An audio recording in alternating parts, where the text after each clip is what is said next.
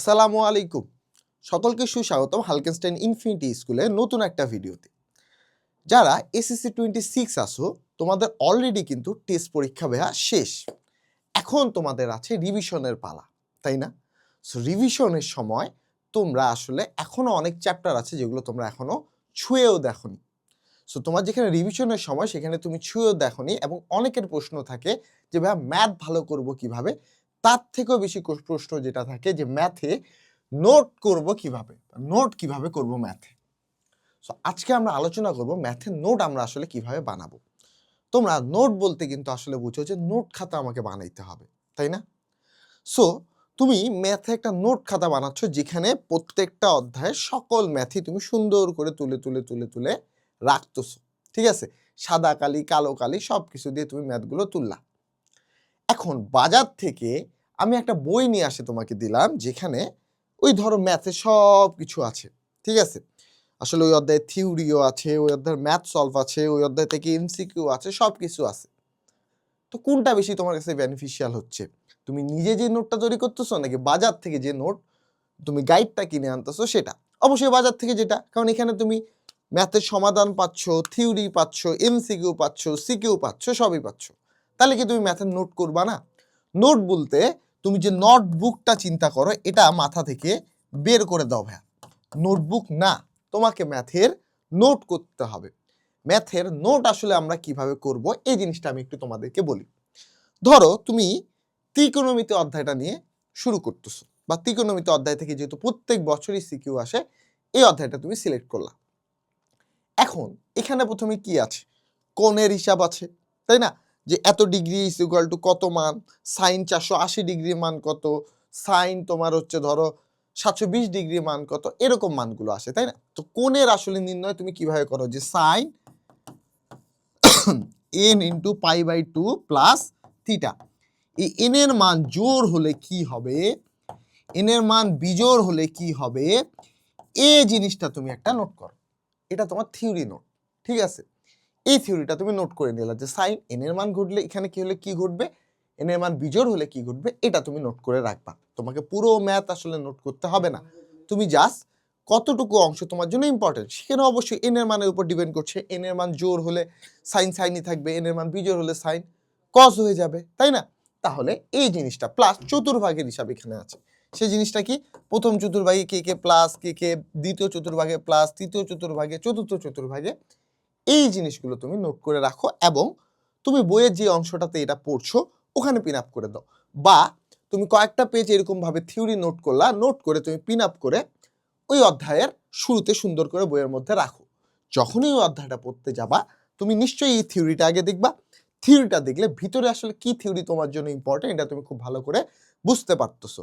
এখন তুমি যদি গড়া বাঁধা বইয়ের মতো করে লিখো, আচ্ছা sine N pi by 2 plus theta, এখানে আসলে কিভাবে কি ঘটতেছে এই জিনিসটা যদি তুমি লিখতে যাও তাহলে কিন্তু তোমার জন্য এটা ভাই একটা ভুল সিদ্ধান্ত, ঠিক আছে? রং নাম্বার তুমি একটা, বা তোমার এই নোট খাতাটা একটা রং নাম্বার।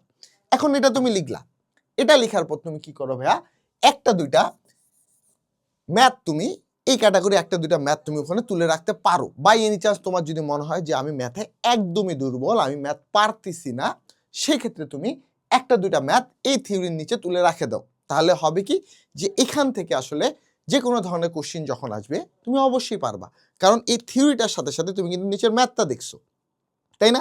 এই ম্যাথটা দেখার পর তুমি যখন ম্যাথগুলো প্র্যাকটিস করছো বইয়ের মধ্যে, তোমার মাথায় তো আছে যে এই টাইপের থিওরির সাথে এই টাইপের ম্যাথগুলো রিলেট, ওই টাইপের ম্যাথগুলো তাহলে ওভাবেই আমাকে করতে হবে, তাই না? এভাবে তুমি ম্যাথটা সলভ করে ফেললা। তাইলে আমার থিওরি নোট অবশ্যই থাকতে হবে মাস্ট, এবং এক ক্যাটাগরি ম্যাথ একটা বা দুইটা সেটা আমাকে অবশ্যই কোশ্চিন ব্যাংক অ্যানালাইসিস করে করতে হবে। তুমি জ্যামিতির ক্ষেত্রে ধরো যে 8 অধ্যায় যেটা আছে, ঠিক আছে? তোমার 8.1, 8.2, 8.3, 8.4, এখান থেকে তুমি বিশাল বিশাল থিওরি দিয়ে নোট লিখে রাখলা। এখানে মোটামুটি 23-24টার মতো জ্যামিতি আছে, হ্যাঁ, লিখে রাখলাম নোট। কিন্তু এই জিনিসটা তো আসলে সিকিউতে আসেই না, এটা সিকিউতে একদমই আসে না। তাহলে ওই নোটটা তোমার রাখে লাভ কি? এই জিনিসটা কি আসবে তোমার এমসিকিউ এর জন্য আসবে। সো ওখানে সম্পাদ্য বা উপপাদ্যের যে লাইনগুলো আছে এগুলো তুমি লিখে রাখো জাস্ট এমসিকিউ এর জন্য। এখন তুমি এটা বুঝবা কিভাবে? যখন তুমি এই কোশ্চিন ব্যাংক অ্যানালাইসিস করবা। তুমি যদি কোশ্চিন ব্যাংক অ্যানালাইসিস না করো ভাইয়া, তুমি অ্যাটলিস্ট 10-15টা বছরের কোশ্চিন দেখো, তাহলেই তুমি বুঝতে পারবা ওই অধ্যায়ে কতটুকু কোশ্চিন আসে।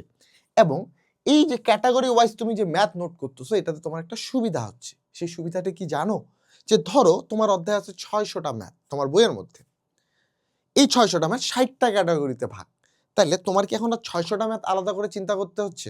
তুমি যখন ক্যাটাগরি করছো না, তখন 600টা ম্যাথ তোমাকে আলাদা আলাদা করে চিন্তা করতে হচ্ছে। বাট যখন এই 600টা ম্যাথ 60টা ক্যাটাগরিতে পড়তেছে, তখন তুমি আসলে 60টা তুমি ম্যাথ নিয়ে চিন্তা ভাবনা করছো, তুমি 600টা ম্যাথ নিয়ে কিন্তু চিন্তা ভাবনা করতেছো না। তাই ক্যাটাগরি ওয়াইজ তোমাকে ম্যাথগুলো নোট করতে হবে অ্যাটলিস্ট একটা বা দুইটা, এবং সে সাথে যে থিওরিটা, সেই থিওরিটা তুমি নোট করে রাখো। এখন তুমি যদি শুধু সূত্র লিখে রাখো যে ভাইয়া sine square theta plus cos square theta is equal to 1, sine square theta plus cos square theta is equal to 1, এই সূত্র লিখে তোমার লাভ কি? এখানে আসলে যেভাবে কি কি ধরনের চেঞ্জ আসতে পারে, ঠিক আছে, বা বহুপদীর ক্ষেত্রে তুমি বহুপদী না, তোমার হচ্ছে অসীম ধারার ক্ষেত্রে তুমি S infinity is equal to লিখে রাখলা, যে সূত্রটা আছে এ ডিভাইডেড বাই 1 মাইনাস আর। এক্ষেত্রে এ কি আর কি এগুলো তুমি জানো না, তুমি জাস্ট সূত্রটা লিখে রাখে দিচ্ছ, লাভ কি? কোনো লাভ নেই। সূত্রের আসলে কোনটা কি বুঝাচ্ছে এটা তোমাকে লিখতে হবে, কোন সূত্রে কোন জিনিসটা অ্যাপ্লাই করা হচ্ছে। যেমন তোমার এন এর মান একের থেকে বেশি হলে এই তোমার সসীম ধারার ক্ষেত্রে আসলে কি যোগফল আসে, কম হলে কি যোগফল আসবে, এই সব কিছু তোমাকে আসলে লিখে রাখতে হবে, তাহলেই তোমার নোটটা কাজে লাগবে। না হয় শুধু সূত্র লিখে রাখছো, বইয়ের তোমার হচ্ছে গাইড বই যেটা আছে ওখানেও তো সব সূত্র লিখে আছে, তাহলে আলাদা করে তোমার নোট করার লাভ কি? কোনো লাভ নেই। তাই সূত্র শুধু লিখে রাখলে ভাইয়া ম্যাথ কখনো নোট করা হয় না। সরি। তারপর এই যে টাইপ ওয়াইজ ম্যাথ নোট করতে হবে। কেন? কারণ ওই যে 600টা ম্যাথকে আমি 60টা ভাগে ভাগ করে দিচ্ছি, তাই না? তাহলে এই 60টা ভাগ পড়লেই আমার জন্য যথেষ্ট। তাহলে তোমাকে টাইপ ওয়াইজ ম্যাথটা ভাগ করে নিতে হবে এবং ওগুলোই শুধু নোট করতে হবে। তোমার 600টা ম্যাথ নোট করার কোনো দরকার নেই, তুমি 60টা ম্যাথ নোট করে রাখো, তুমি বইয়ের 600টা ম্যাথ অবশ্যই পারবা। এবং লাস্টলি যেটা আছে ভাইয়া ইম্পর্টেন্ট, এবং যেই ম্যাথগুলো তুমি বেশি ভুল করো, এখন তুমি কোন ধরনের ম্যাথ ভুল করো এটা তো আমি জানি না, সো তুমি যে ম্যাথগুলো ভাইয়া বেশি ভুল করবা বা তোমার মনে হয় যে এই ম্যাথটা করতে গেলে আমি ঠিক এই স্পেসিফিক যে জায়গাটা, এই জায়গায় গিয়েই আমি ভুলটা করি, তো তুমি যখন জানো যে এই স্পেসিফিক জায়গায় গিয়ে আমি বারবার ভুলটা করছি, তখন তোমার কি করা উচিত? ওই স্পেসিফিক জায়গাটা বা ওই ম্যাথটা নোট করে রাখা উচিত।